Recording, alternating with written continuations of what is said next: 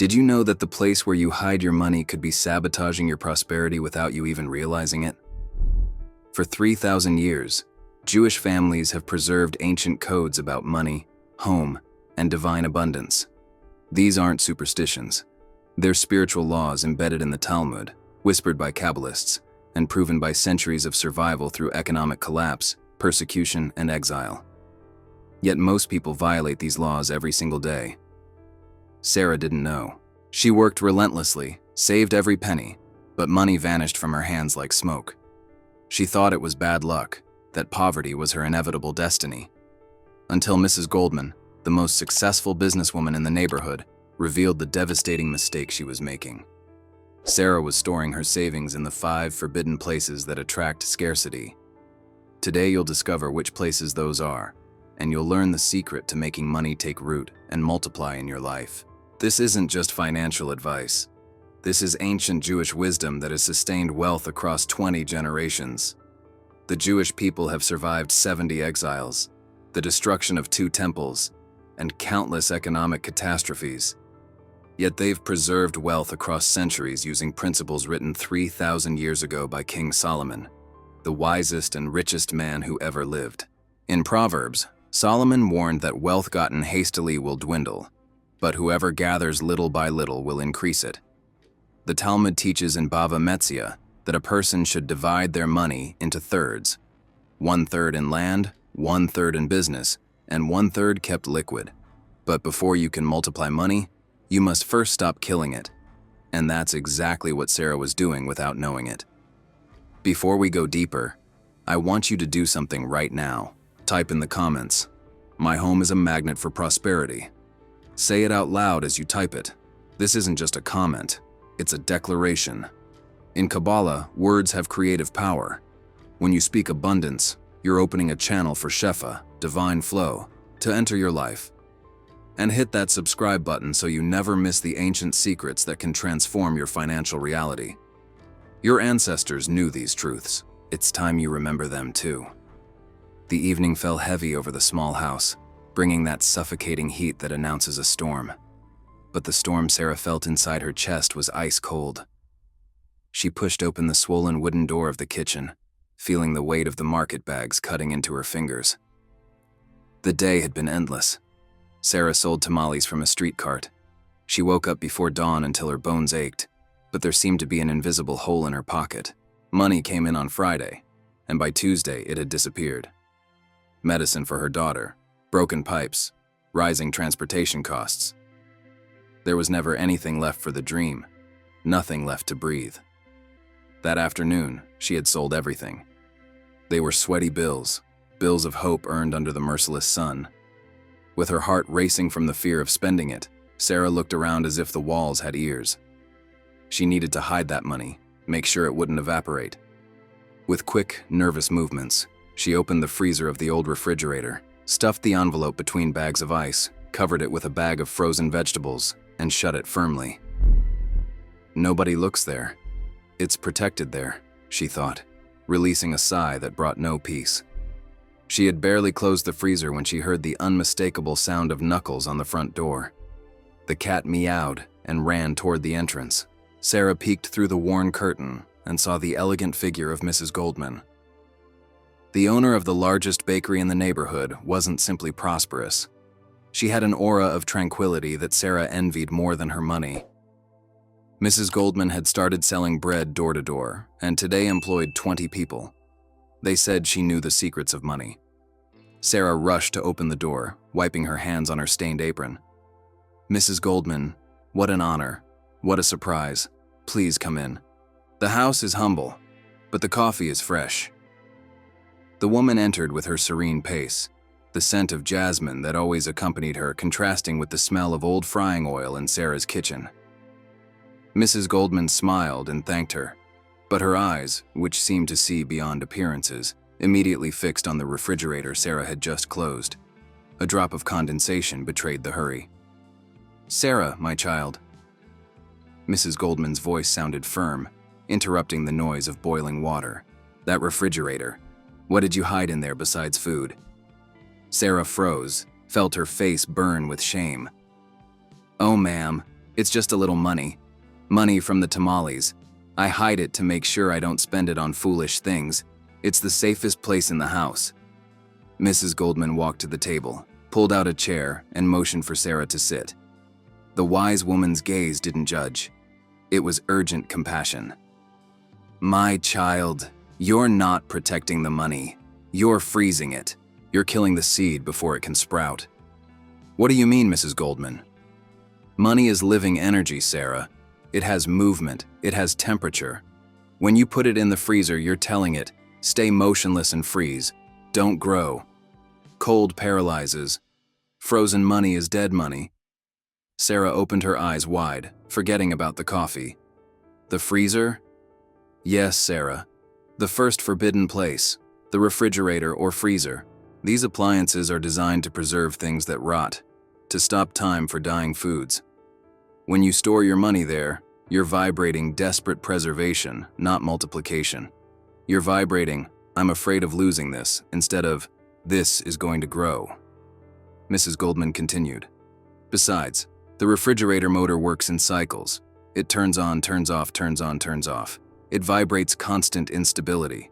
Your money absorbs that vibration. It comes and goes from your life, just like the motor, without control, without pattern." Sarah felt a knot in her throat. It made complete sense. Her money always appeared and disappeared without reason. "My God, I didn't know. And I thought I was protecting it." "There's more, child. I saw you have a plastic piggy bank on top of the washing machine." "Oh, those are the coins from the day. I throw them there so I don't lose them." That's the second fatal error. On top of appliances that vibrate, Mrs. Goldman explained. The washing machine, Sarah, has a motor that spins violently, shakes, centrifuges, expels water with force. It's an expulsion machine. When you put money on top of it, energetically, you're ordering it. Be expelled from my life, spin and fly away. The same happens with microwaves, blenders, any appliance that trembles or heats. Money needs peace to take root. If you put it where everything vibrates and shakes, it also becomes restless. It comes in and runs out. In the Zohar, the foundational text of Kabbalah, it's written that money is a divine energy that flows through vessels. If your vessel is cracked, shaking, or frozen, the energy cannot remain. It leaks. The ancient rabbis understood what modern psychology is only now discovering. Our environment programs our subconscious mind. Where you place your money sends a message not just to the universe, but to your own soul about what you believe you deserve.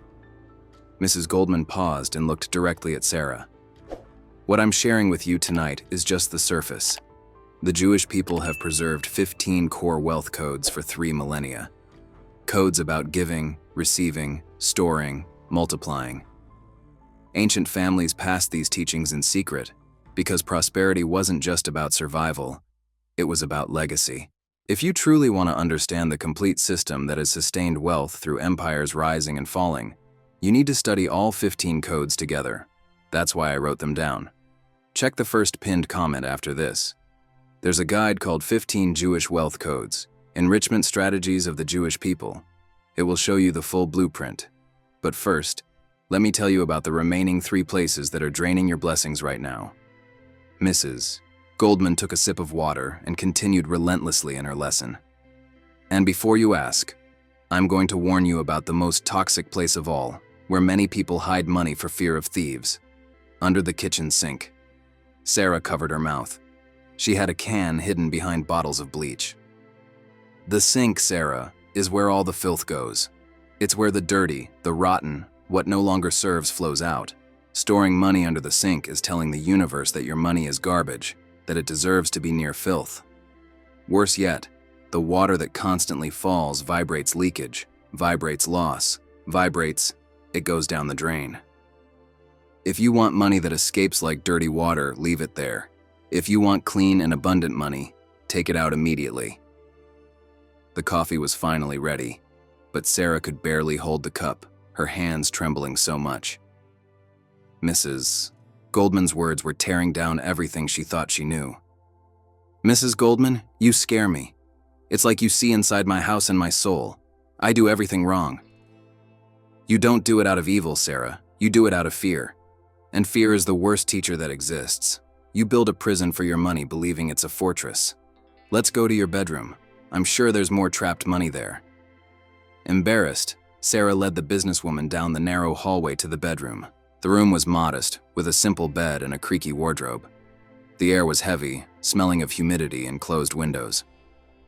Sarah ran to the wardrobe, pushed aside the hanging clothes, and revealed a yellowed envelope taped to the back wall. Here, ma'am. This is my larger reserve, taped to the wardrobe wall between old clothes. Nobody finds it here. Mrs. Goldman shook her head with profound sadness in her gaze. She touched the damp wall with her fingertips. This is the fourth forbidden place, Sarah, and perhaps the one that brings the most stagnation, hidden among old clothes and things you no longer use. But it's safe. Safe for what? For the money to rot with the humidity. Think with me, child. Old clothes are what no longer serves you. They're garments that have already completed their cycle. They vibrate past. They vibrate, I no longer have value. The wise woman continued, when you hide your money among the old and forgotten, you're telling it, you're also old, you're also forgotten, you also no longer serve. Money understands that command and obeys. It becomes invisible, inactive, dead.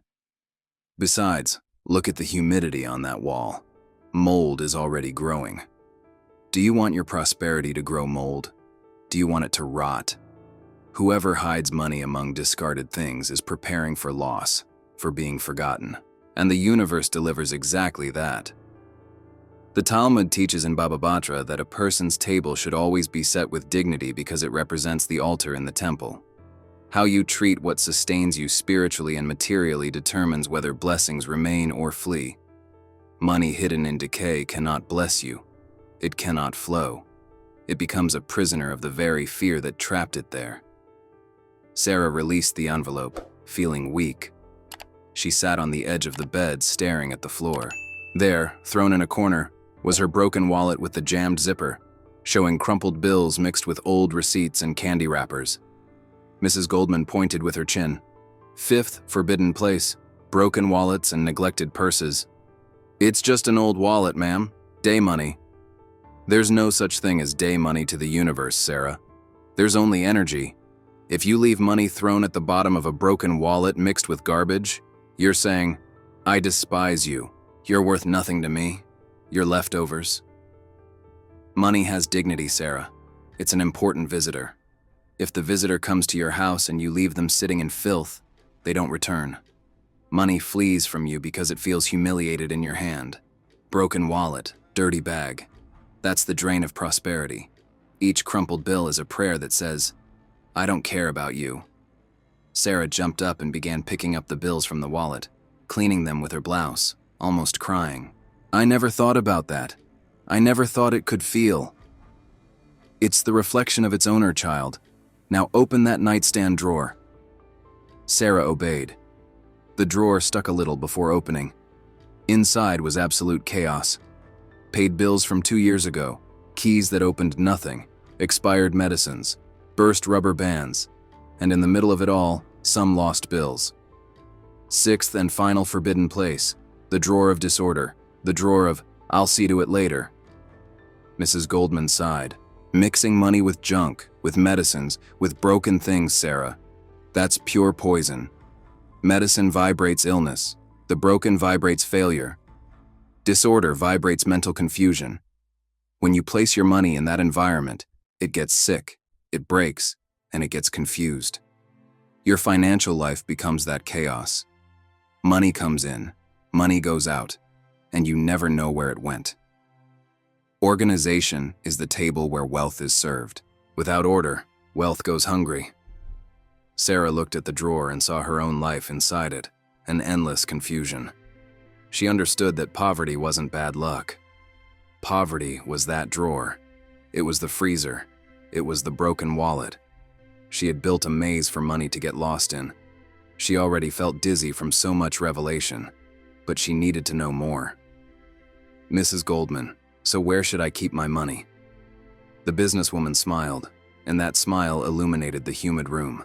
Now that you've taken money out of the places of death, We're going to prepare the place of life. We're going to create the sacred space for your prosperity." "But Sarah," Mrs. Goldman said, standing and walking to the window, "what I'm teaching you tonight is emergency medicine. It stops the bleeding. But true wealth, the kind that lasts for generations, requires understanding all the codes together. The placement codes, yes, but also the giving codes, the receiving codes, the multiplication codes, and the protection codes. King Solomon didn't just teach where to put money. He taught how money flows through the four spiritual worlds: emanation, creation, formation, and action. That's what the 15 Jewish wealth codes reveal, the complete map.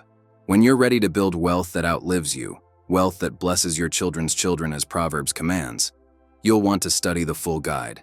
It's in the first pinned comment, 15 Jewish wealth codes. But for now, let's finish rescuing your money from these death traps." Mrs. Goldman guided Sarah in a rescue ritual. First, they collected all the money from the house, from the freezer, from on top of the washing machine, from under the sink, from the humid wardrobe, from the chaotic drawers. They smoothed each bill, cleaned each coin. Sarah asked forgiveness from the money for having treated it with such carelessness. "Now, Sarah, you're going to get a box. It doesn't need to be expensive. It can be a shoebox, but you're going to line it with the prettiest fabric you have, red or golden. You're going to clean it, perfume it." Sarah ran and brought a small wooden box that had belonged to her grandmother. She cleaned it with care, lined it with a piece of red fabric left over from a job. Perfect. Now the secret. Place inside a cinnamon stick that attracts abundance and a bay leaf that symbolizes victory. This will be the home of your money, its dignified house. Mrs. Goldman placed Sarah's bills inside the box with reverence, like someone placing a treasure. "When you receive money, put it here first, even if you have to spend it later. Let the money sleep here at least one night. Tell it, here you are honored. Here you grow. From here you go out to bless the world and you return multiplied." And there's one more place, Sarah, if you want to enhance the blessing. Place this little box in front of a clean mirror. The mirror duplicates the image. Energetically, it teaches money to multiply itself. In Kabbalah, the physical world is a reflection of spiritual realms. The Sephirot, the 10 emanations through which God created reality, teach us that Malkut, the kingdom, is the lowest sphere where divine energy manifests as physical reality. When you organize your physical space with intention and honor, you're actually aligning Malkut with the higher spheres of Chesed, loving kindness, and Gevura, strength. Your money box becomes a physical representation of Yesod, the foundation, channeling Shefa from above into concrete blessing below. This isn't magic. It's spiritual architecture. That night, after Mrs. Goldman left, Sarah's house seemed different. She hadn't changed the furniture, but the energy was light. Sarah slept like she hadn't slept in years, without frozen money, without rotting money, but knowing it was safe in the little velvet box, perfumed with cinnamon, far from the cold, far from the filth, far from the disorder. The change didn't happen the next day, but it was fast. That week, the tamale sales doubled without explanation. New customers appeared. The money that used to get lost in emergencies stayed. Sarah paid the bills, bought fabric, and there was surplus. Surplus that returned to the little box. 2 months later, Sarah visited Mrs. Goldman at the bakery. She no longer walked hunched over, wore new clothes, carried a gift and a smile. "Mrs. Goldman," she said, "you were right. Money wasn't running from me. I wasn't giving it anywhere to sit. Today my home is a magnet." The wise woman hugged the vendor and whispered, "Wealth, child, is a polite visitor. It only stays where the house is orderly and the heart is at peace. And you who are listening to me now, where is your money at this precise moment? Is it frozen while you wait for a miracle? Vibrating on top of a washing machine? Rotting under the sink? Lost in a broken wallet? Confused in a chaotic drawer? Don't ignore these signs. Your house may be expelling your blessing. Do like Sarah. Get up now. Rescue your money from the 5 forbidden places. Prepare the little box. Place the cinnamon. Honor what God gave you. Treat your money with the dignity of a king, and it will serve you like an army." Type in the comments right now, I honor my money. Say it with intention. Let the universe hear your declaration. But let me go deeper. Why does this work? Is it superstition? No. It's spiritual law combined with psychological truth. Carl Jung, the Swiss psychiatrist, discovered what Kabbalists knew for millennia. The outer world mirrors the inner world. Your home is a physical manifestation of your consciousness. When your money is frozen, your prosperity consciousness is frozen. When your money is in chaos, your financial mind is in chaos.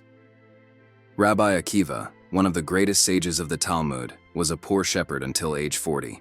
His wife Rachel saw his potential and sent him to study Torah for 24 years while she lived in poverty. When he returned, he was the wealthiest and most respected rabbi in Israel. What changed? Not luck, not inheritance, his consciousness, his understanding of divine law, his alignment with the flow of Shefa. The Talmud records in Shabbat 119a that Rabbi Akiva taught, "Poverty doesn't come from above, it comes from within."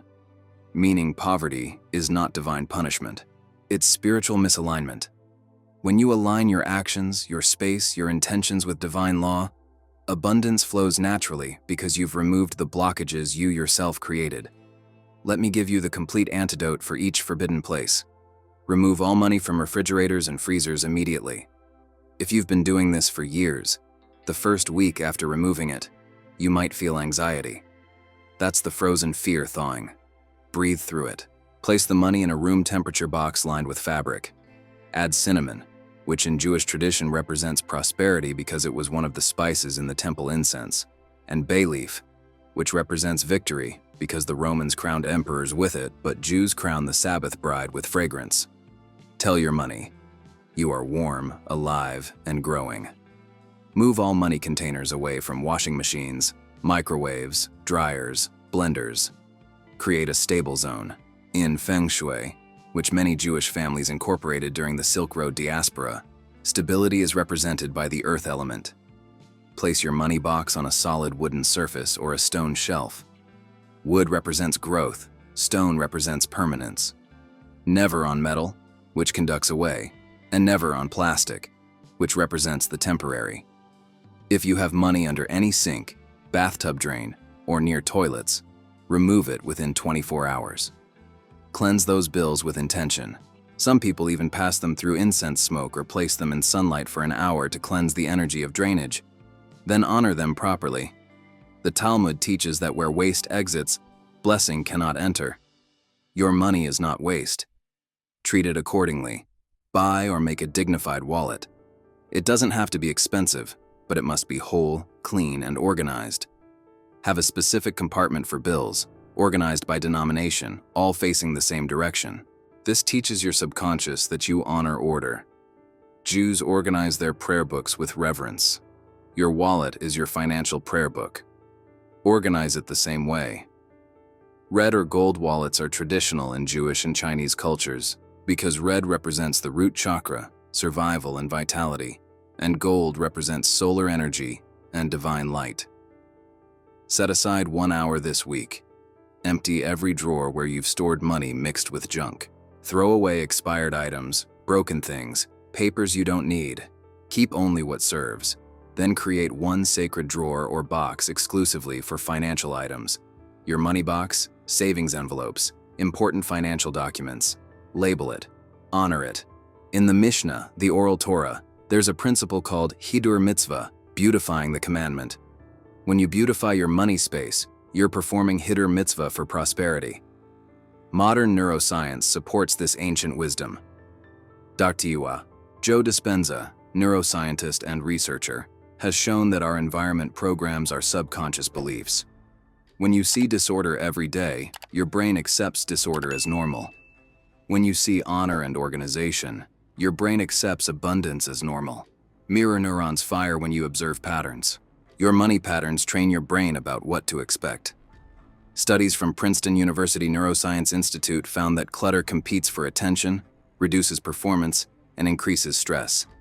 Financial clutter creates financial stress. Financial order creates financial peace. And from peace comes clarity. From clarity comes wise decisions. From wise decisions comes wealth. But Sarah's transformation didn't stop with organization. Mrs. Goldman taught her the next level: multiplication.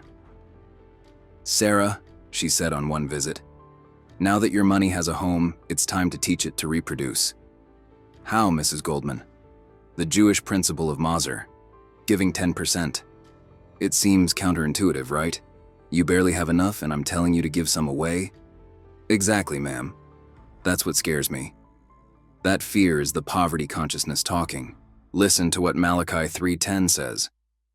Bring the whole tithe into the storehouse, that there may be food in my house. Test me in this, says the Lord Almighty, and see if I will not throw open the floodgates of heaven and pour out so much blessing that there will not be room enough to store it. This is the only place in the entire Bible where God says, test me, because giving breaks the poverty curse. But why, Mrs. Goldman? Because when you give, you declare to your soul, I have more than enough. I am a source, not a drain. That declaration rewires your consciousness. You move from scarcity to abundance. And the universe, which is always listening, responds to your declaration with matching circumstances. Sarah started giving 10% of her earnings to a local charity that fed homeless families. At first, it hurt. It felt like loss. But within 3 weeks, a restaurant owner approached her and asked if she could supply tamales for his weekend brunch. It was a contract worth 5 times her weekly income. Then another. Then another. Within 6 months, Sarah had hired 2 assistants. Within a year, she had a small commercial kitchen. Within 2 years, she was supplying 6 restaurants and had saved enough to buy her daughter's medicine for a full year in advance. Mrs. Goldman, she said on the anniversary of their first meeting, I don't understand it. The more I give, the more I receive. It defies logic. It defies poverty logic, Sarah, but it obeys prosperity logic. King Solomon wrote in Proverbs 11:24, one person gives freely yet gains even more. Another withholds unduly, but comes to poverty. You stopped withholding. You started flowing. Money is like water, child. When it flows, it brings life. When it's dammed, it stagnates and becomes toxic. And Sarah, do you remember I told you to place your money box in front of a mirror? Yes, ma'am, I did. The mirror doesn't just reflect. In Kabbalah, reflection is one of the fundamental principles of creation. God created the world through tzimtzum, contraction, making space for something other than himself. Then he reflected his light into that space, creating reality. When you place money in front of a mirror, you're mimicking divine creation. You're saying, let this multiply. The mirror is a physical representation of spiritual law. I thought it was just symbolic. Everything physical is symbolic of something spiritual, Sarah. That's what Kabbalah means, receiving. We receive spiritual truth and translate it into physical action. Your mirror, your box, your cinnamon, your order, all of it is spiritual technology, ancient, but technology nonetheless. But Mrs. Goldman also gave a warning. Sarah, as you grow, be careful. Prosperity without wisdom becomes greed. Greed is frozen fear in expensive clothing. The Torah warns in Deuteronomy 8:17-18, you may say to yourself, my power and the strength of my hands have produced this wealth for me. But remember the Lord your God, for it is He who gives you the ability to produce wealth. Stay humble. Stay grateful. Keep giving. How do I stay grateful, Mrs. Goldman, when I've worked so hard? By remembering you didn't create the sun that grew the corn for your tamales. You didn't create the fire that cooked them. You didn't create the hunger that made people buy them. You participated in a divine system. Work hard, yes, but recognize the source. That recognition is called gratitude, and gratitude is the gate through which more blessings enter. If this teaching has touched your heart, don't keep it to yourself. The Talmud teaches in Tanit 7a, I have learned much from my teachers, more from my colleagues, but most from my students. When you share wisdom, you solidify it in yourself. Share this message with someone whose home energy feels blocked. Send it to someone who works hard, but money always slips away. You might be the Mrs. Goldman in someone else's life.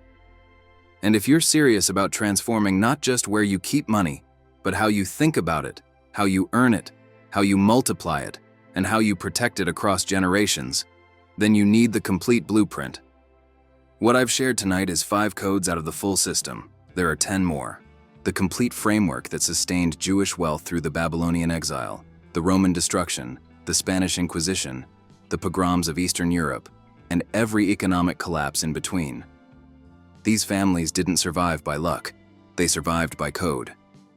The 15 Jewish wealth codes, Enrichment strategies of the Jewish people is available in the first pinned comment below.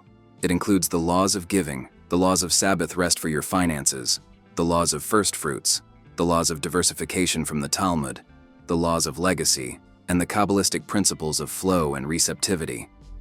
Get it, study it, apply it, and watch what God does when you align with His prosperity system.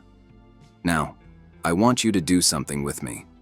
Stand up if you can, place your hand over your heart, and repeat after me out loud. I am not a victim of circumstance. I am a steward of divine blessing. My home is a sanctuary for prosperity. My hands are channels for abundance. I honor what I receive. I give with joy. I organize with intention. I multiply with wisdom.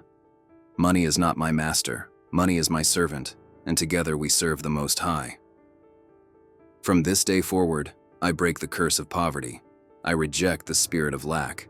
I embrace the covenant of abundance that my ancestors carried through fire and water. My children and my children's children will eat the fruit of the choices I make today. I am prosperous. I am blessed. I am a living testimony to the goodness of God. Amen. Type in the comments, I am a steward of blessing. Let me see who's truly committed to transformation. Like this message if it resonated with your spirit. Subscribe to this channel so you never miss the ancient secrets that modern culture has forgotten. And share this with your family. Prosperity is not just personal, it's generational. What you learn today, you teach tomorrow. What you apply this week, your children inherit for a lifetime. Next week, I'm revealing the forbidden colors you should never paint your bedroom if you want marriage harmony and financial peace. The Zohar has specific teachings about color and energy that will blow your mind. You don't want to miss it. Until then, rescue your money from the 5 forbidden places. Create your sacred prosperity box. Give your 10%. And watch the windows of heaven open over your life. May the Lord bless you and keep you. May His face shine upon you and be gracious to you. May He turn His face toward you and give you peace and prosperity all the days of your life. Shalom and abundance.